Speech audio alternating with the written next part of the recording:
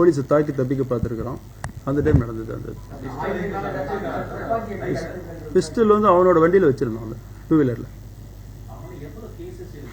அதாவது நமக்கு இப்போ இது வரைக்கும் வந்த தகவல் படி மும்பை போலீஸ்லாம் கேட்டதில் இந்த கேங் வந்து பெரிய கேங்கு.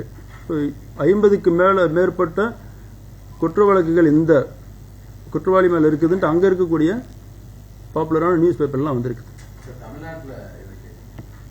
தமிழ்நாட்டில் செக் பண்ணோம், என்கொயரி பண்ணோம்.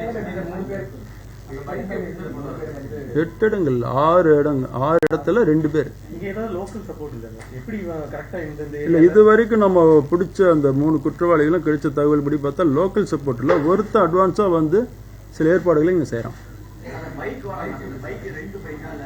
பைக் வந்து கர்நாடகா ரெஜிஸ்ட்ரேஷன், பிதர் மாவட்டத்தை சேர்ந்தது. அது அங்கே திருடப்பட்டதா இல்லை அவனோட வாங்கப்பட்ட வண்டியான்னு செக் பண்ணிட்டு.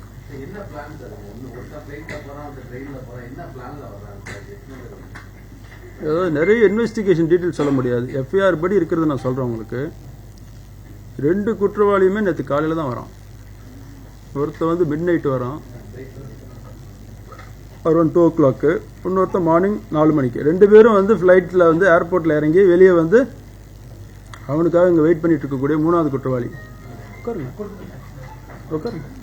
3வது குற்றவாளி வச்சிருக்கிற பைக் எடுத்துகிட்டு போகிறாங்க.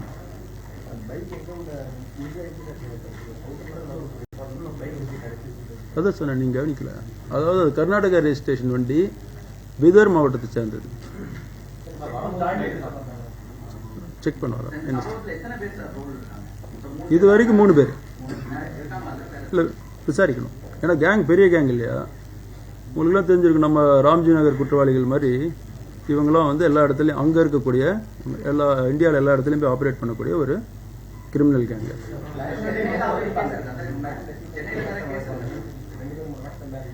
அதான் விசாரிச்சுட்டு இருக்கிறோம். இது வரைக்கும் சென்னையில் வந்து அவங்க ரொம்ப அதில் ஒருத்தன் வந்து ரொம்ப ஃபெமிலியராக அந்த ரோட்ஸ் எல்லாம் போகிறத பார்க்கும்போது ஏற்கனவே வந்துருக்கிறதுக்கு வாய்ப்பு இருக்குது. விசாரணையில் தெரியும்.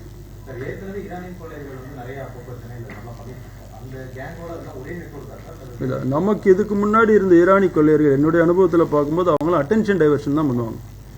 செயின் பறிப்பு, கொள்ளை அப்படிங்கிறது இந்த டைம் தான் நமக்கு வந்து.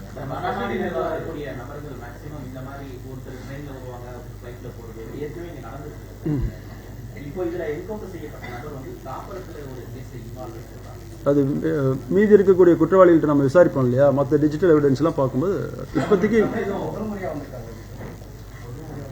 நீங்க மாத்திரம் கொஞ்சம் கவனிக்க மாட்டேங்கிறீங்க. அவர் வந்து ஏற்கனவே வந்திருக்கிறதுக்கு வாய்ப்பு அதிகம்.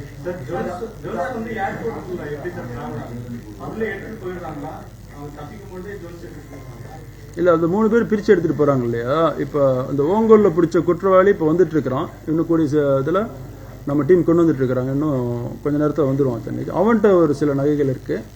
மீதி 2 பேர்ட்டையும் பாதி பிரிச்சுக்கிறாங்க.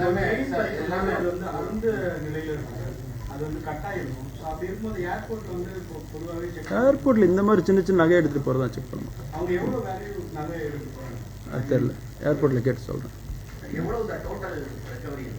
மொத்தம் 6 செயின் பார்த்தீங்கன்னா மொத்தம் 26 சவரன் எல்லாமே ரெக்கவர்டு. இதுல ஒரே ஒரு நமக்கு இதில் ஒரு பெண்மணி மொத்தம் ஒரு 65 வயது பெண்மணி இந்த செயின் அக்கும்போது கீழே விழுந்ததில் அடிபட்டு ஹாஸ்பிட்டல் இருக்கிறாங்க.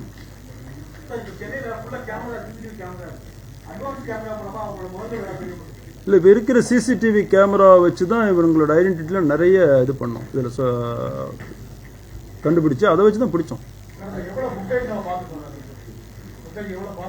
எவ்வளோ கண்ணன் ஃபுட்டேஜ் பார்த்துருக்கீங்க சார்? ஆல்மோஸ்ட் அரௌண்ட் 100 ஃபுட்டேஜ் பார்த்துருப்போம். எல்லாம் வெளியில் இருக்க எல்லா சிசிடிவியில் இருந்தும் ஃபுட்டேஜ் எடுத்து பார்த்துருப்போம். 100க்கு மேற்பட்ட ஃபுட்டேஜ் பார்த்துருப்போம்.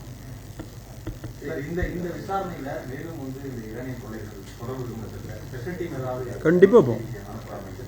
ஆமாம், ஸ்பெஷல் டீம் கண்டிப்பாக போவோம். மற்ற கண்டுபிடிக்காமல் இருக்கக்கூடிய கொள்ளைகள் எதுன்னு பார்ப்போம். சென்னையை பொறுத்த வரைக்கும் இந்த வருடம் இதுக்கு முன்னாடி 7 செயின் ஸ்நாச்சிங்கு, 7மே லோக்கல் அஃபெண்டர்ஸ் கண்டுபிடிச்சிட்டோம். ஸோ சென்னையை பொறுத்த வரைக்கும் கண்டுபிடிக்கப்படாத செயின் ஸ்நாச்சிங்ன்றது இல்லை. இந்த மாதிரி கேங் ஈடுபட்டதுக்கு பக்கத்தில் தான் இருந்திருக்குதான்னு செக் பண்ணிட்டோம்.